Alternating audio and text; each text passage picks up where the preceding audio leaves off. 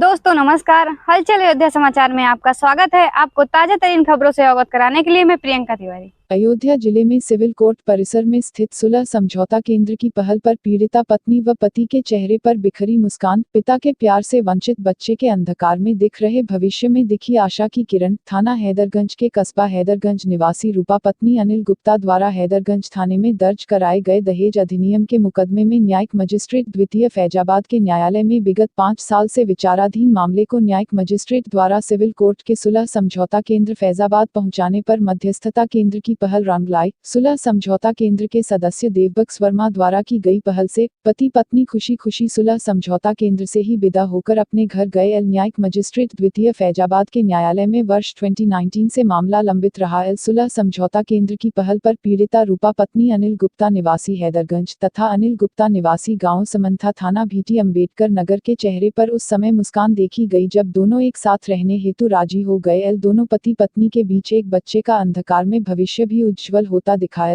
सचिव जिला विधिक सेवा प्राधिकरण फैजाबाद शैलेंद्र सिंह यादव व देवबक्स वर्मा द्वारा उभय पक्षों को दोबारा सुलह समझौता के आधार पर घर बसाने पर अपनी शुभकामनाएं दिया। सदस्य देवबक्स वर्मा ने दी जानकारी। मैं देवबक्स वर्मा एडवोकेट, सदस्य मीडिएशन सेंटर, जिला विधिक सेवा फैजाबाद, सिविल कोर्ट फैजाबाद।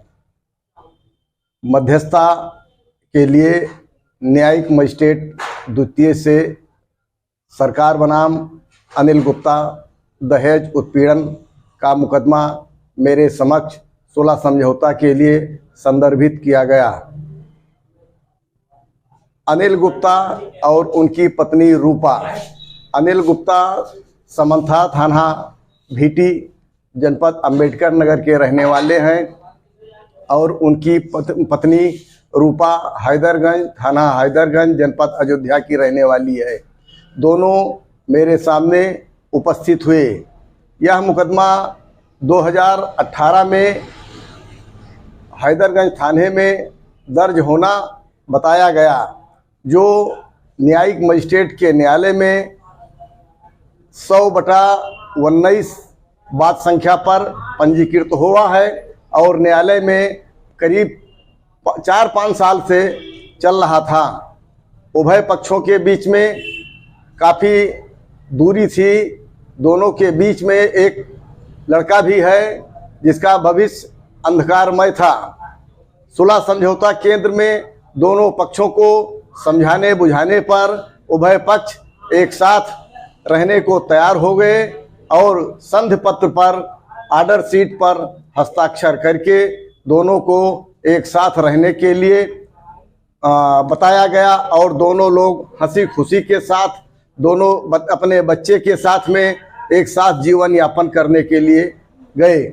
ऐसे में उस बच्चे का जो जीवन अंधकारमय था वो स्वर्णिम में बदल गया और तीनों पति पत्नी और बच्चे एक साथ जीवन यापन करने लगे और मुकदमा अब इसी आधार पर समाप्त भी हो जाएगा।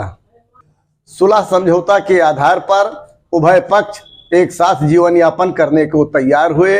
इसके लिए मैं देवबक्स वर्मा, सदस्य मीडिएशन सेंटर और जिला विधिक सेवा सिविल कोर्ट फैजाबाद के सचिव शैलेंद्र यादव द्वारा इन परिवारों को उज्जवल भविष्य की कामना किया गया ताकि अपने उज्जवल भविष्य के साथ में अपनी जिंदगी को व्यतीत करें।